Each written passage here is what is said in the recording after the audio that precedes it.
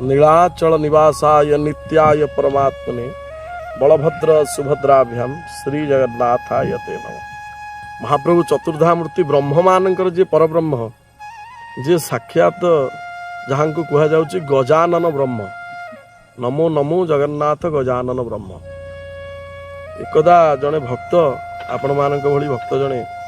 जहाँ नाम हूँ गणपति भट्ट से आसचंदी आज्ञा पुरी को से होचंदी महाराष्ट्र लोक मराठी लोक। गणेश होचंदी सिद्धि विनायक तांकर आराध्य। से चिंता करिसंती जे मु जगन्नाथ क्षेत्र को तो जीवी से महाप्रभु साक्षात देखा से होती मो गणेश भली कहीं आज्ञा से समय कथा जमीती एबे वर्तमान आम पृथ्वीर को कोण अनुकोण बसी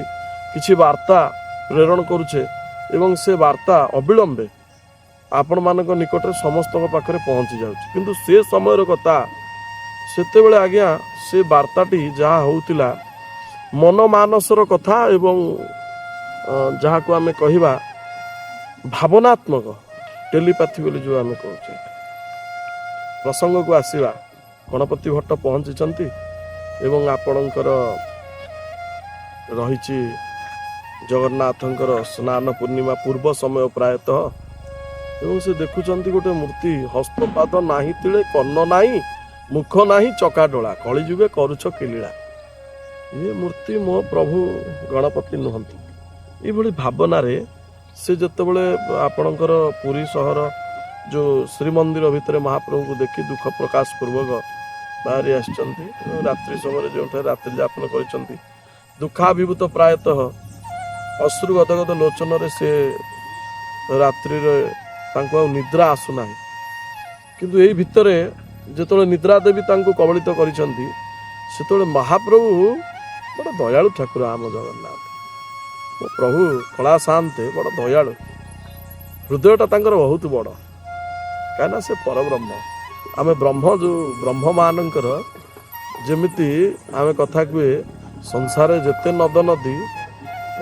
प्रवाहे समुद्र मिशंती सेमती से समुद्र होचंती कला शांति से भक्तर दुख सही पारती तेणु से रात्रि जाई स्वप्नाश करचंती रे गणपति भट्ट महाशय आसंता काली तुमे आस बड़दाण्ड सम्मुख मत देख लक्ष लक्ष श्रद्धालु भक्त मान गहण मु देखा दौथी कला हाथी धला हाथी दुई रूप आम दी भाई देखा दौथी आसचंदी गणपति भट्ट एवं से दिव्य मनोरम रूप को दर्शन पूर्वक आमर ओडिशा सहित गज परंपरा बहु पुराणा जो आम महाराज को कह जाए गजपति महाराज। तेणु आम कालिया शांत होचंती आमे ओडिया माने अति श्रद्धारे कहे कला हाथी बा कालिया हाथी जहाँ को संस्कृत रे श्लोकटी रुहे नमो नमो जगन्नाथ श्री गजानन ब्रह्म।